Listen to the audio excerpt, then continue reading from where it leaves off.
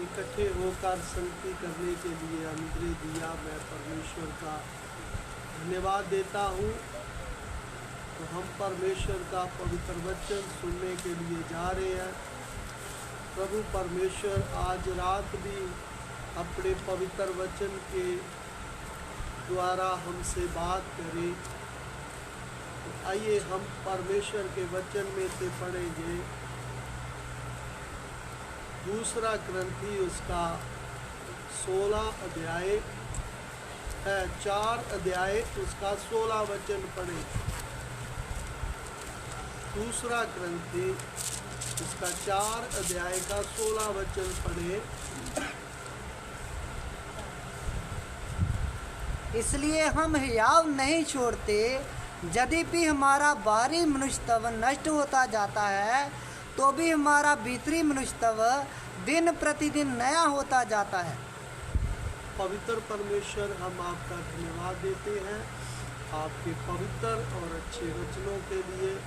आज रात भी प्रभु आपका पवित्र आत्मा हमसे बातें करे और आपकी स्वर की आवाज़ को सुनकर प्रभु बहुत से लोग आशीष पाएं और प्रभु आपकी वचन की गहराई को समझकर प्यारे प्रभु अपने आत्मिक जीवन को तेरे राज्य के लिए तैयार करें।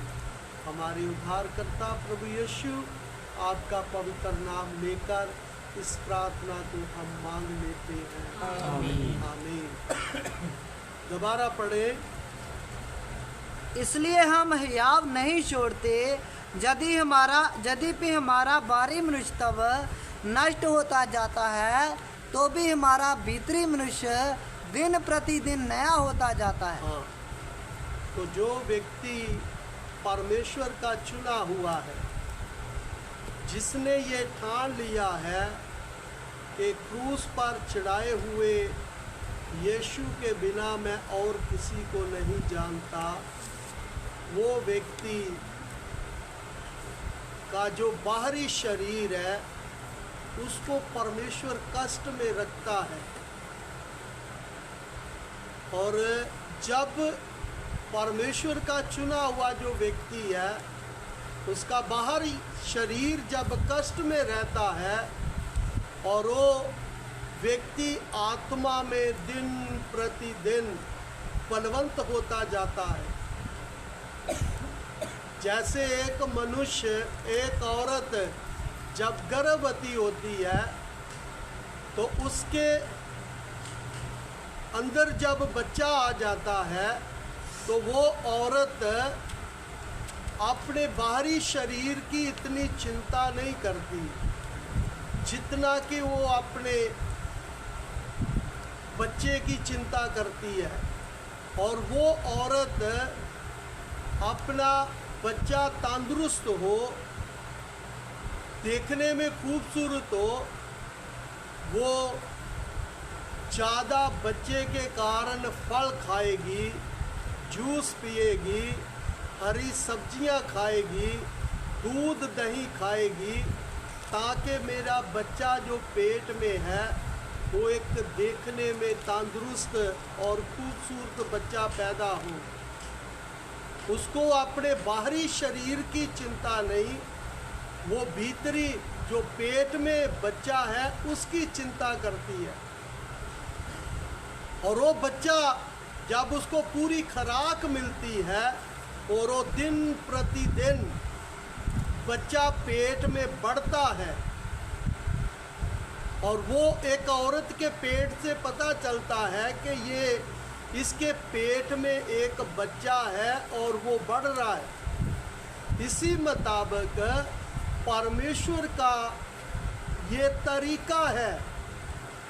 जो व्यक्ति क्रूस पर चढ़ाए हुए यीशु के पीछे चलता है, परमेश्वर उसके बाहरी शरीर को दुखों में रखेगा, कष्ट में रखेगा, परेशानियों में रखेगा, समस्याओं में रखेगा, ताकि वो आत्मिक जीवन में बलवंत हो जाए।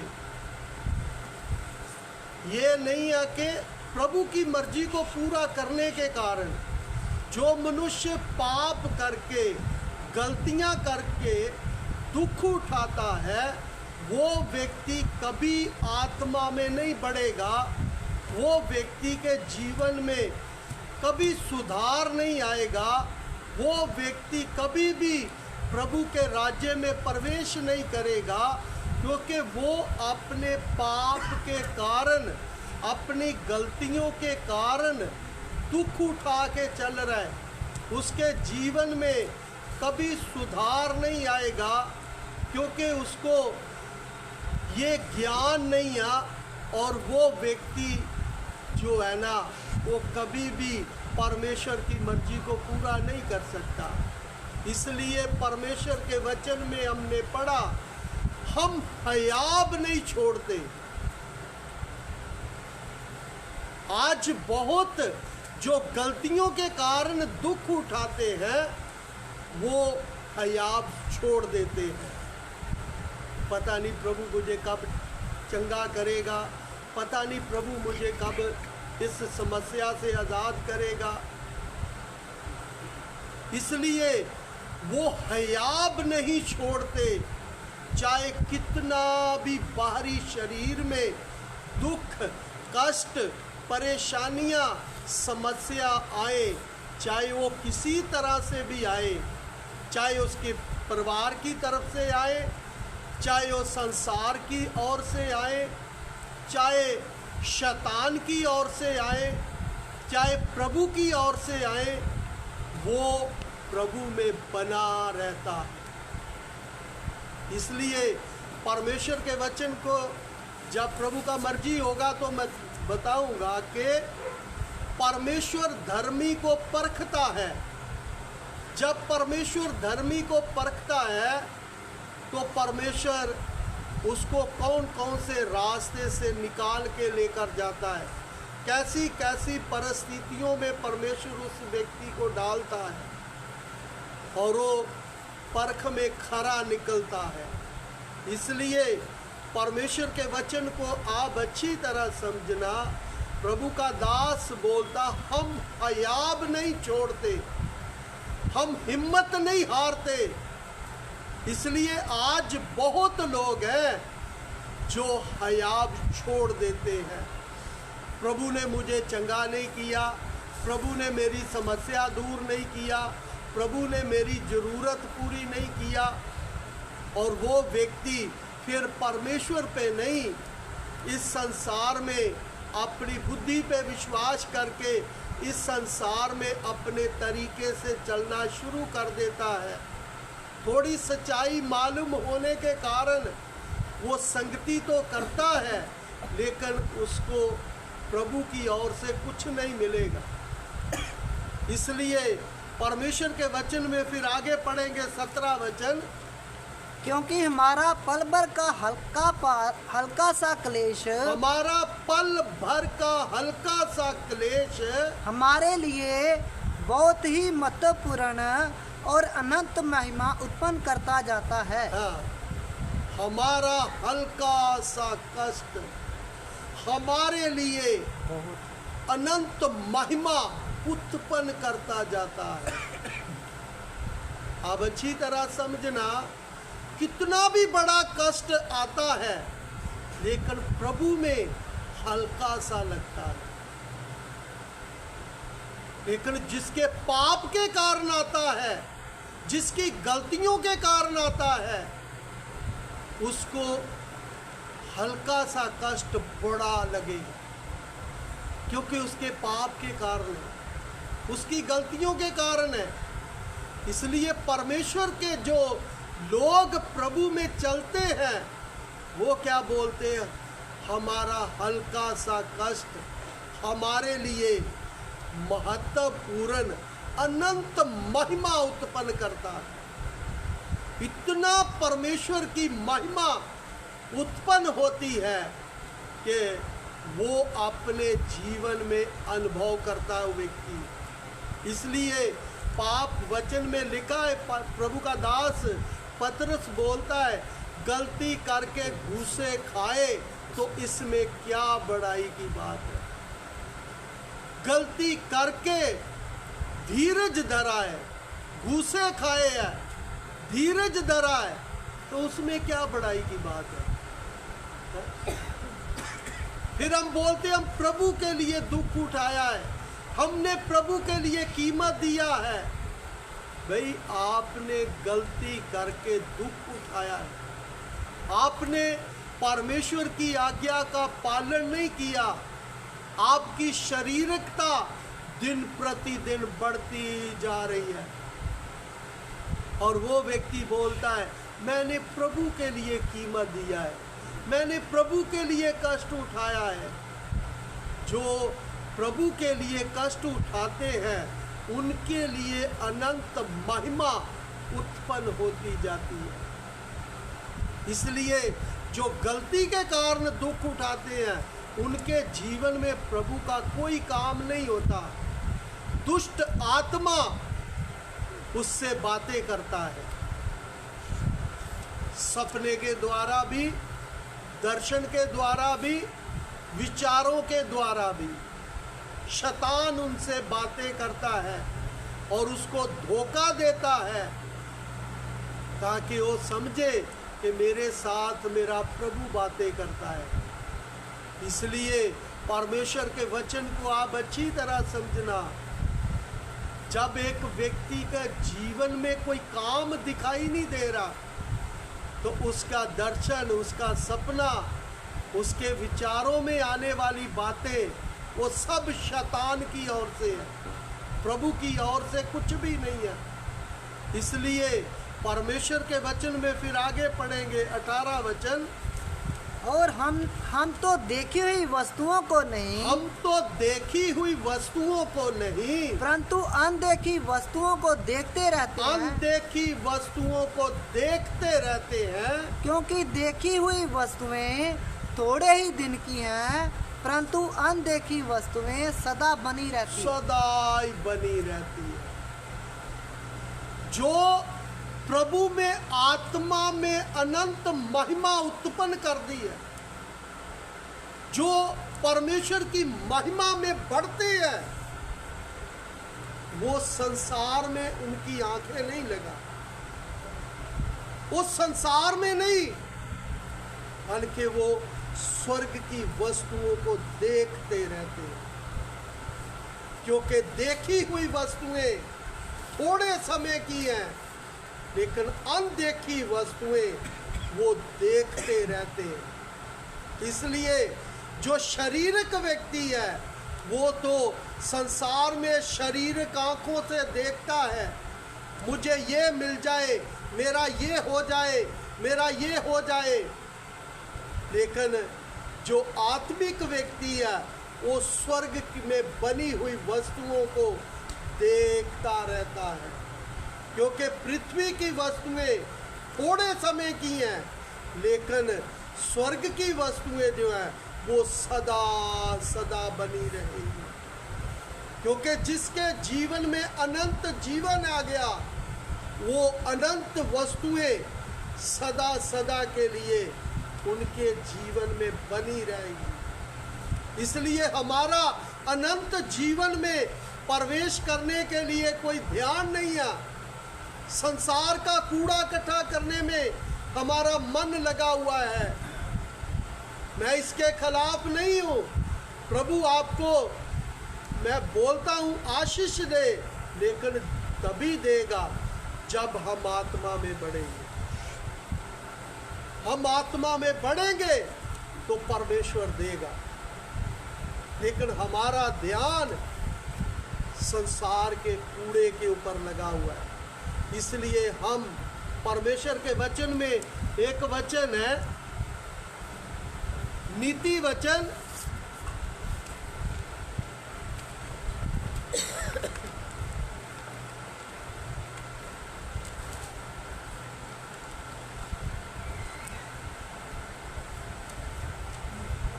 पढ़े उसका 15 अध्याय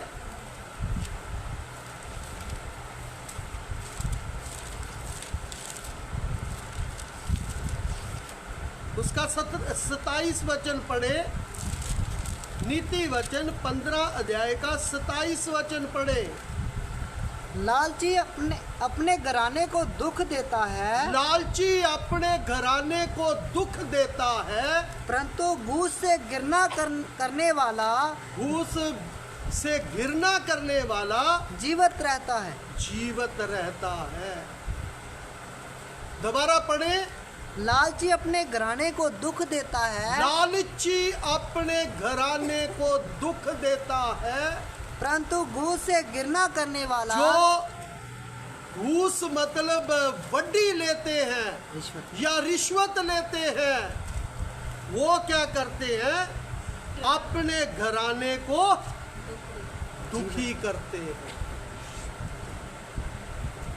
आज बहुत सारे लोगों के घर में सुधार क्यों नहीं है? क्योंकि उनका ध्यान बस इधर से आ जाए, इधर से आ जाए, कहीं से भी आ जाए, गलत तरीके से आए, सही तरीके से आए, लेकिन वो मेरे घर में ये वस्तुएं आना चाहिए। इसलिए परमेश्वर के वचन में हम पढ़ते हैं, नमान कोड़ी ने अपने परिवार के लिए सोचा, लेकिन उसको और उसकी पत्नी बच्चों को जब तक वो पृथ्वी पे रहे उनको कोड़ लगा रहा।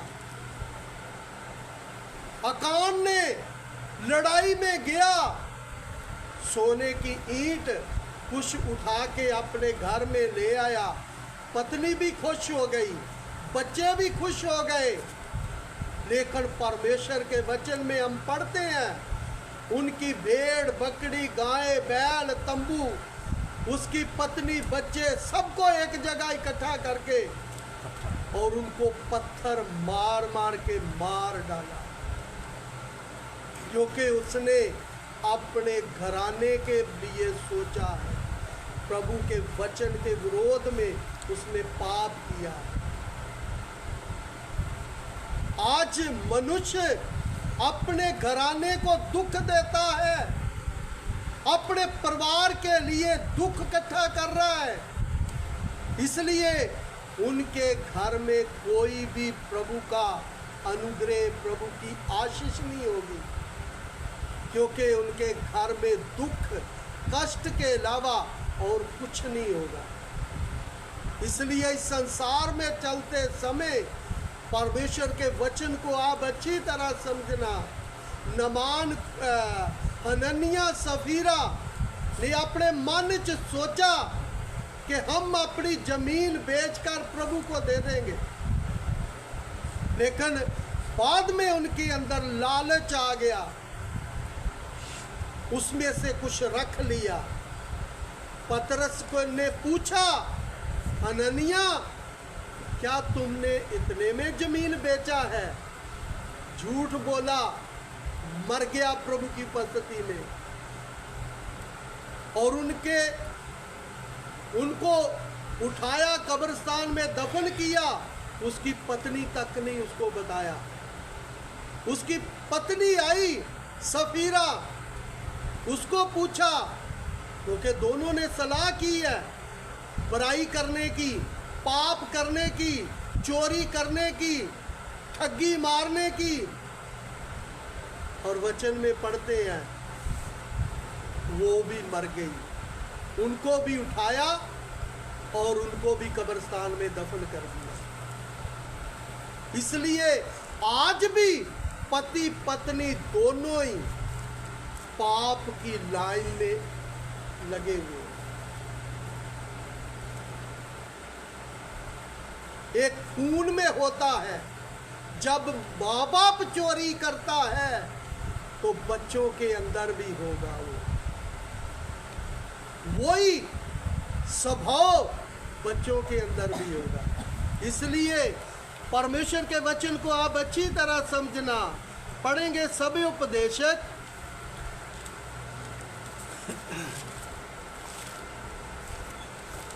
उसका 8 अध्याय उसका 11-12 वचन पढ़े। सभी उपदेशक 8 का 11-12। बुरे काम के दंड की आज्ञा फुर्ती से नहीं दी जाती। बुरे काम की दंड की आज्ञा फुर्ती से नहीं दी जाती, इस कारण मनुष्यों का मन बुरा करने की इच्छा से भरा रहता है। बुरा करने की इच्छा में भरा रहता है। परमेश्वर तुरंत सजा नहीं देता, क्योंकि कृपा का युग है और मनुष्य का मन बुरा करने में लगा रहता है। मैंने किधर से चोरी करना है, मैंने किधर से क्या करना है, वो व्यक्ति उसी काम में लगा रहता है। फिर आगे, चाहे पापी 100 बार पाप करे और अपने दिन भी बढ़ाए, तो भी मुझे नीचे है। जो परमेश्वर से डरते हैं और उसको अपने सम्मुख जानकर वैसे चलते हैं, उनका भला ही होगा। उनका ही भला होगा। जो परमेश्वर के सन्मुख भय में चलते हैं, उनका ही भला होगा। आज बहुत सारे लोग हैं, संगति तो करते हैं, लेकिन परमेश्वर का भय नहीं है। अगर परमेश्वर का भय होगा तो अपने जीवन में व्यक्ति सुधार लेकर आएगा। इसलिए मनुष्य पाप करने में लगा हुआ है, हेरा फेरी करने में लगा हुआ है, किधर से मेरे घर में आ जाए उसी में लगा रहता है। इसलिए उनकी आंखें पृथ्वी की वस्तुओं के ऊपर लगी रहती हैं। उनकी आंखें, जो स्वर्ग का नागरिक है, उनकी आंखें परमेश्वर के वचन में पड़ेंगे। दूसरा तीमोथियस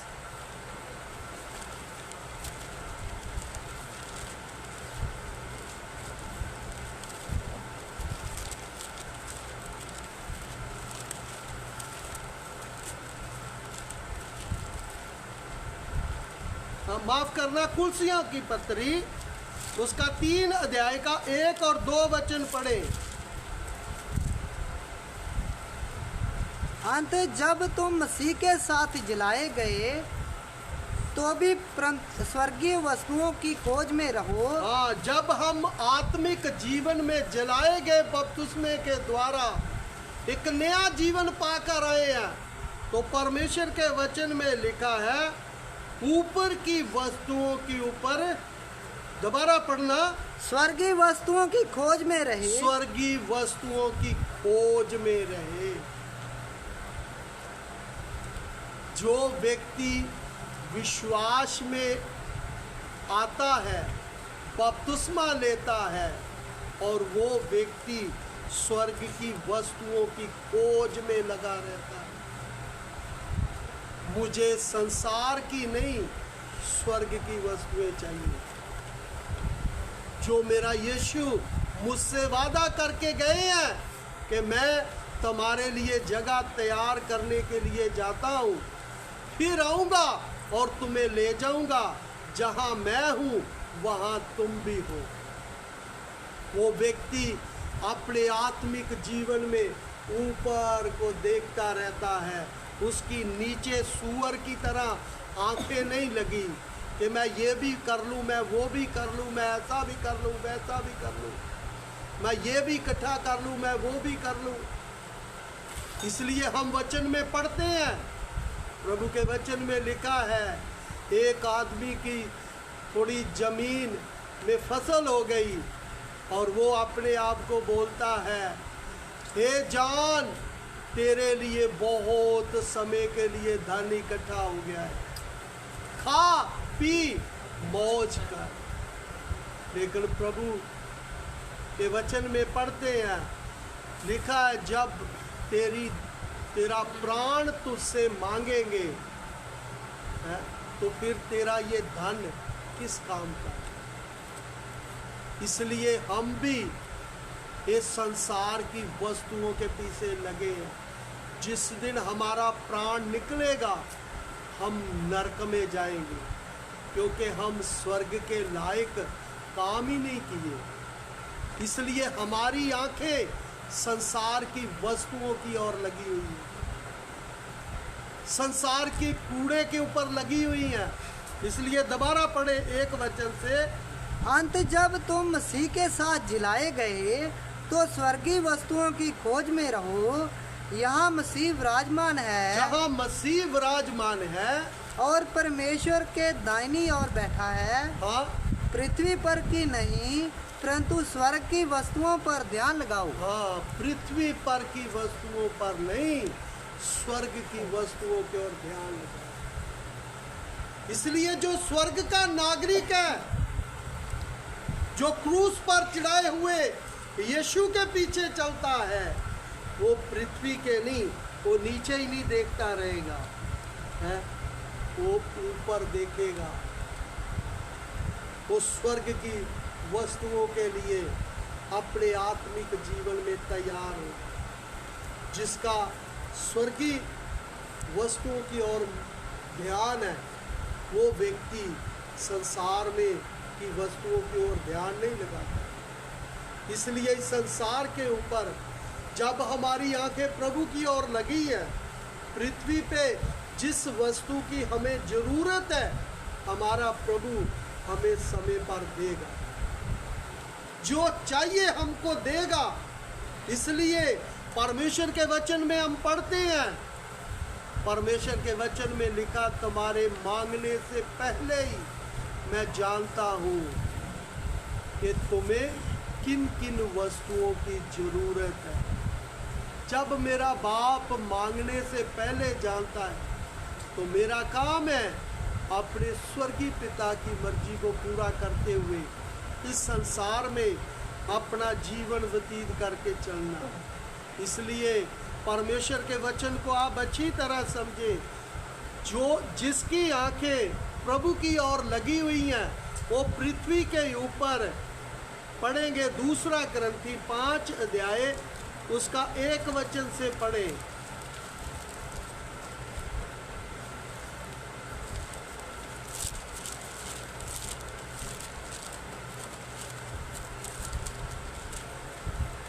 क्योंकि हम जानते हैं कि जब हमारा पृथ्वी पर का डेरा सरीखा घर गिराया जाएगा, तो हमें परमेश्वर की ओर से स्वर्ग पर ऐसा भवन मिलेगा जो हाथों से बना हुआ घर नहीं परंतु चिरस्थायी है। हाँ, परमेश्वर के वचन में पढ़ते हम जानते हैं।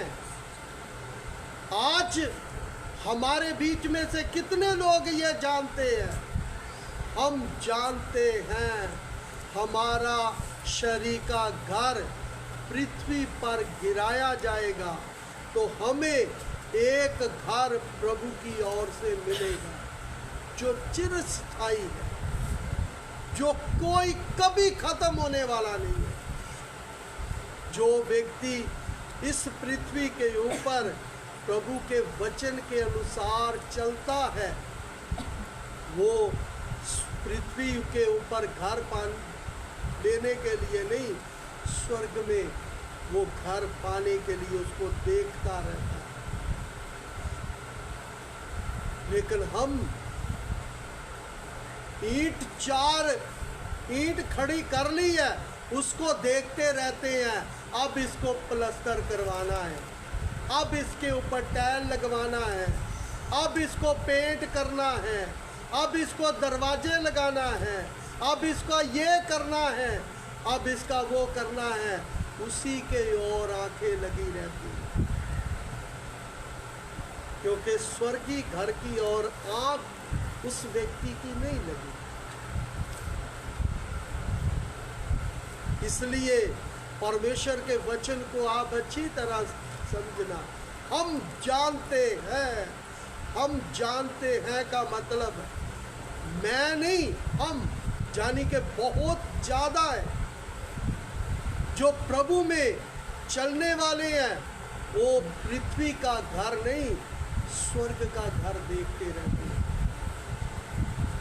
इसलिए हम पृथ्वी के ऊपर ही जो है ना, उसी घर की ओर हमारी आंख लगी हुई। इसलिए जब हमारा पृथ्वी पर की वस्तुओं के ऊपर आंख लगी रहेगी, स्वर्गीय घर की ओर से आंख हट जाएगी और वो व्यक्ति का लक्ष्य वो से भटक जाएगा।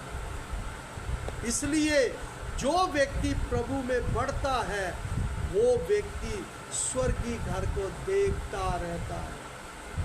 हम जानते हैं जिस दिन ये मेरा घर गिर गया उस दिन मैं अपने स्वर्गीय घर में प्रवेश करूंगा, जो चिरस्थायी, जो कभी भी गिरने वाला नहीं है, कभी भी नाश होने वाला नहीं है।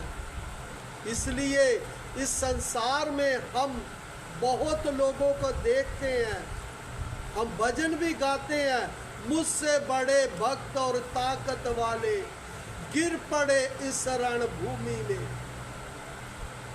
क्योंकि बड़े बड़े आए, दावे करते थे, लेकिन वो इस संसार में गिर गए संसार की वस्तुओं के पीछे। इसलिए प्रभु का दास पौलुस तीमुथियुस को बोलता है, पढ़ के देखे, इधर भी हाथ रखना, पहला तीमुथियुस 1 अध्याय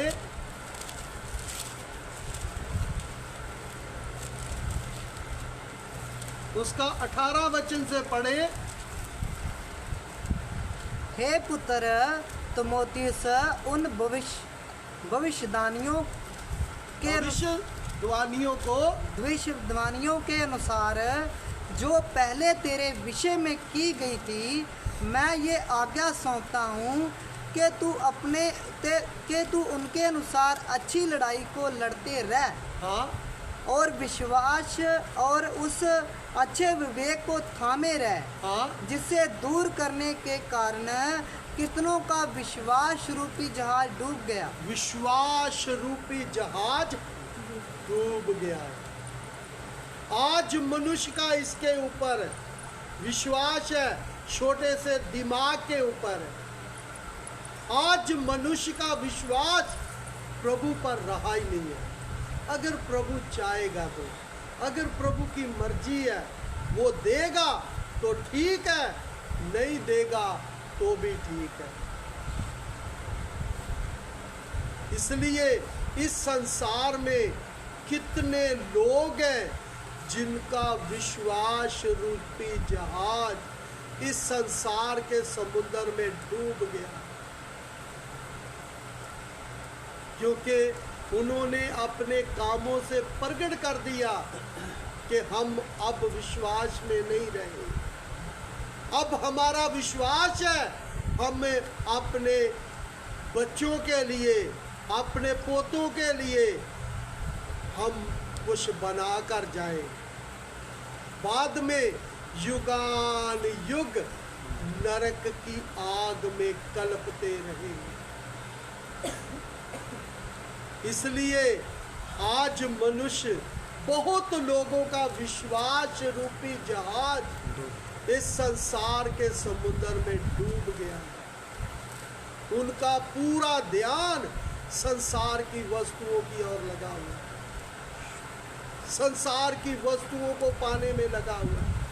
दोबारा पढ़े, दूसरा क्रंथी 5 का 1 वचन से। क्योंकि हम जानते हैं कि जब हमारा पृथ्वी पर का डेरा सरीखा घर गिराया जाएगा तो हमें परमेश्वर की ओर से स्वर्ग पर एक ऐसा भवन मिलेगा जो हाथों से बना हुआ घर नहीं परंतु चिरस्थायी है। हाँ, हाथों से बना हुआ नहीं है। हम जानते हैं जिस दिन ये शरीर छोड़ा, बस उस दिन हम प्रभु के घर में चले जाएंगे। आज हमको ये विश्वास ही नहीं है।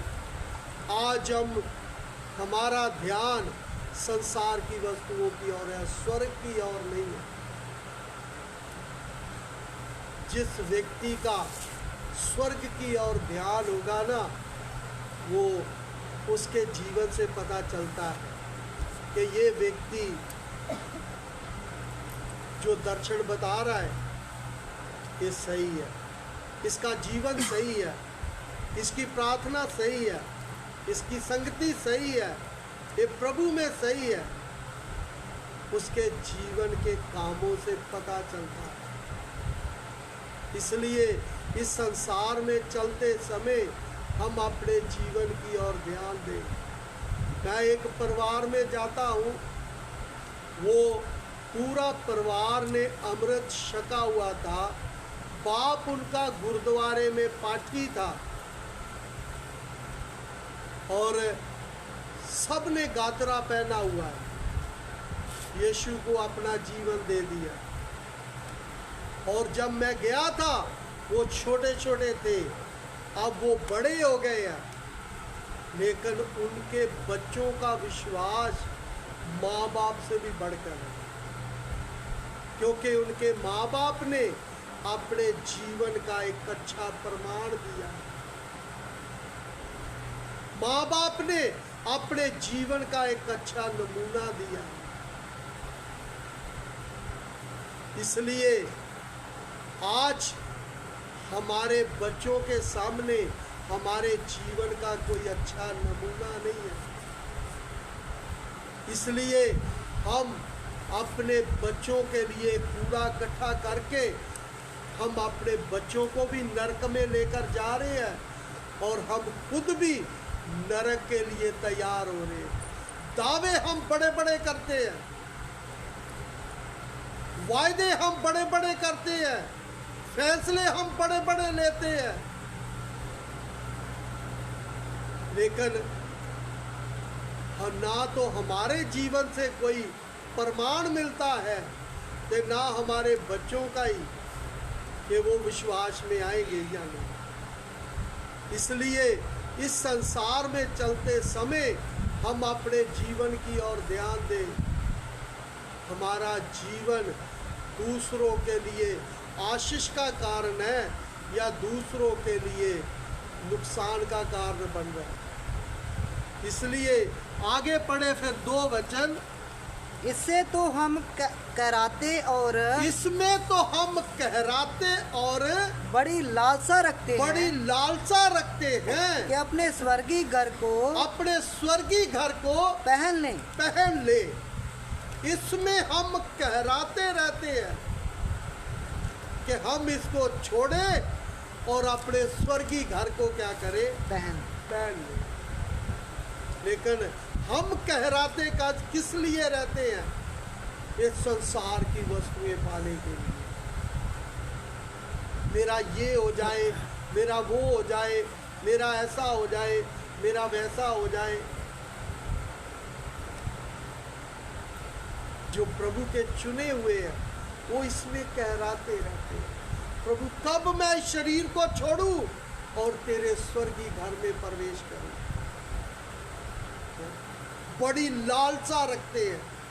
हमारे अंदर लालसा ये दुनिया की वस्तुओं को पाने की है। हम बुरे तरीके से, चाहे सही तरीके से, चाहे मांग कर, चाहे चोरी करके, चाहे ब्याजी पकड़ने पड़े, चाहे कुछ भी करना पड़े, किसी से मांग कर हमको वो वस्तुओं को तैयार करने में लगे हुए। इसलिए हम इसमें कहराते रहते हैं। मनुष्य तू जितना मर्जी कर ले, मरने के बाद अपने घर से एक सुई जो है ना वो भी तू साथ नहीं लेकर जाएगा। तेरी दौड़ प्रभु के राज्य के लिए नहीं है, तेरी दौड़ संसार की वस्तुओं को पाने की है। अगर पति गलत है ना, पत्नी सही होगी वो साथ नहीं देगी। अगर पति सही है तो पत्नी का साथ नहीं देगा। तो जो पति पत्नी दोनों ही एक सोच रखते हैं तो फिर पूरा घर ही बर्बाद हो जाएगा। कभी सुधार नहीं आएगा उस घर में, क्योंकि दोनों की सोच एक ही है, संसार में बढ़ना है। स्वर्ग मिले चाहे ना मिले, फिर उनकी लालसा संसार की वस्तुओं को पाने में बढ़ती जाती है। इसलिए प्रभु के आत्मिक लोगों की प्रभु के लोगों की लालसा बढ़ती, प्रभु कब मैं इसको छोड़ूं और अपने स्वर्गीय घर में प्रवेश करूं।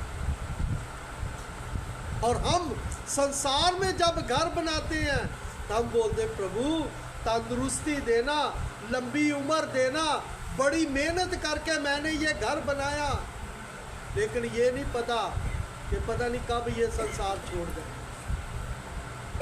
एक पांव पृथ्वी पे, दूसरा पांव उसका नरक की आग में, और तड़पने वाली आग में, जहां वो धनी का आत्मा गया, वो भी दुनिया में बड़ी सुख विलास का जीवन व्यतीत कर रहा था, मरने के बाद आत्मा नरक में चले। इसलिए परमेश्वर के वचन को आप अच्छी तरह समझना। आज मनुष्य अपने आत्मिक जीवन के बारे में नहीं सोचता, इसलिए इधर भी हाथ रखना। पढ़े नीति वचन 5 का 11 वचन पढ़े।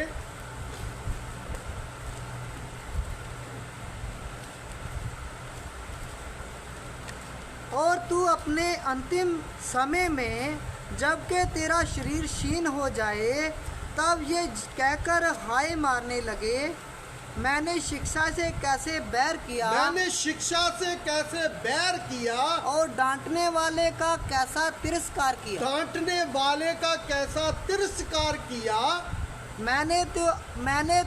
मैंने अपने गुरुओं की बातों को ना मानी, मैंने अपने गुरुओं की बातें ना मानी, और अपने सिखाने वाले की ओर ध्यान ना लगाया। मैं अपने सिखाने वाले की ओर ध्यान ना लगाया। मैं सभा और मंडली के बीच में प्राय सब बुराइयों में जा पड़ा। हाँ, मैं सभा में, जैसे ये संगति है, संगति करते करते, वचन सुनते सुनते मैं सब बुराइयों में जा पड़ा। ये कब याद आएगा? जब मनुष्य का आत्मा उस तड़पने वाली आग में जाएगा, फिर उसको याद आएगा, मुझे प्रभु का दास डांटता था, मैंने प्रभु के दासों की शिक्षा को नहीं माना, मैं संगति तो करता था लेकिन मंडली संगति में हर प्रकार की बुराइयों में जा पड़ा। आज हम भी ऐसे ही हैं, हम हर प्रकार की बुराई में चल रहे हैं, लेकिन प्रभु के दास के द्वारा जो प्रभु हमको वचन देता है, हम उसकी ओर ध्यान नहीं देते। क्यों नहीं देते? क्योंकि हमने कौन सा चलना है, एक नाम के लिए संगति करते हैं। इसलिए परमेश्वर के वचन में एक वचन पढ़ेंगे, हिजकिय्याह की किताब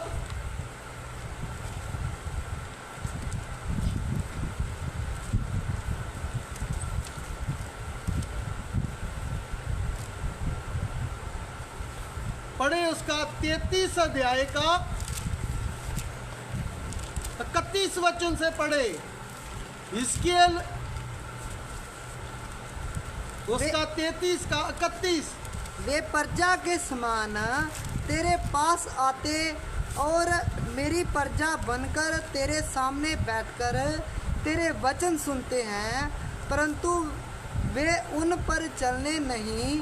मुंह से तो वे बहुत प्रेम दिखाते हैं, परंतु उनका मन लालच ही में लगा रहता है। दोबारा पढ़ना। वे प्रजा के समान तेरे पास आते हैं और मेरी प्रजा बनकर तेरे सामने बैठकर तेरे वचन सुनते हैं, परंतु वे उन पर चलने नहीं। मुंह से तो वह बहुत ही प्रेम दिखाते हैं, परंतु उनका मन लालच ही में लगा रहता है। वो बैठ के सामने बैठ के तो वचन सुनते हैं, प्रेम भी बड़ा दिखाएंगे, लेकिन क्या है, वो सब प्रकार के लालच में भरे हुए हैं। आज हमारे अंदर कितना लालच भरा है। हम परमेश्वर का कोई भी काम हम वफादारी से नहीं करते। जो हम प्रभु के सामने अधिकार से, दलेरी से बोले, प्रभु मैं तेरे सामने ये काम वफादारी से करता हूँ या करती हूँ, किसी काम में भी वफादार नहीं, क्योंकि लालच भरा हुआ है। अननिया सफीरा की तरह लालच भरा हुआ है। इसलिए सामने तो बैठते हैं लेकिन वचन के अनुसार चलते नहीं हैं। और मुंह से बहुत प्रेम दिखाएंगे। इसलिए मनुष्य तू कितना भी प्रेम दिखा, तेरे प्रेम का कोई भी सेवक के ऊपर, प्रभु के ऊपर असर होने वाला नहीं है। तू कितना भी अच्छा खिला दे, परमेश्वर का दास कभी खुश नहीं होगा जब तक तू इन वचनों के अनुसार तेरे जीवन में सुधार नहीं आएगा। इसलिए परमेश्वर के वचन को आप अच्छी तरह समझना। हम प्रभु में किसी भी काम में हम वफादार नहीं, लालच से भरे हुए हैं। प्रभु के पीछे भी चलते हैं तो लालच है, स्वार्थ के लिए है। प्रभु मेरा ये कर दे, प्रभु मेरा वो कर दे, प्रभु मुझे ये दे, प्रभु मुझे वो दे, मांगते रहते हैं। भाई जब सुधार आएगा ना तो मांगने की नहीं, पुत्र को पिता के सामने मांगने की जरूरत नहीं है। वो मांगने से पहले ही जानता है कि मेरे बेटे को किस किस वस्तु की जरूरत है। इसलिए इस संसार में चलते समय आज हम अपने जीवन की ओर ध्यान दें। हम वचन तो सीखते हैं लेकिन हमारा मन लालच से भरा हुआ है। पता नहीं किड़े किड़े कामों में हम बुराई में चले गए। इसलिए जब मनुष्य तड़पने वाली आग में जाएगा, उसको फिर वो धनी की तरह सब कुछ याद आएगा। आज हम आत्माओं को बचाने में नहीं, हम आत्माओं को ठोकर लगाने का काम करते हैं। हम किसी को विश्वास में लाने वाले नहीं, बल्कि उनको ऐसा नमूना देते हैं कि वो विश्वास में ना आए। इसलिए जो क्रूस पर चढ़ाए हुए यीशु के पीछे चलता, वो ठान लेता है कि मैं क्रूस पर चढ़ाए हुए यीशु के बिना मैं और किसी को नहीं जानता। लेकिन हम तो बहुत कुछ जान चुके हैं। उसने ऐसा कर लिया, उसने ऐसा कर लिया, वो ऐसा कर रहा है, वो ऐसा कर रहा है। भाई वो नरक में जा रहा तो हम थोड़ी जाएंगे। वो परमेश्वर के वचन के विरोध में पाप कर रहा है, हम थोड़ी करेंगे। इसलिए हम आत्मिक पाप, शारीरिक पाप दिन प्रतिदिन करते जा रहे हैं। इसलिए हमारा आत्मिक जीवन दिन प्रतिदिन नीचे होता जा रहा है। जैसे जमीन में पानी नीचे होता जा रहा है, ऐसा हमारा आत्मिक जीवन खत्म हो गया। सिर्फ हमको इतना मालूम है यीशु परमेश्वर है, नहीं चलेंगे तो नरक में जाएंगे। इसलिए हम नाम के लिए संगति करते हैं जिसमें मनुष्य का कोई लाभ, कोई फायदा नहीं है। आइए अपनी आंखों को बंद करें, सिरों को झुकाएं, प्रभु इन वचनों के द्वारा आशीष दे। प्रार्थना करें।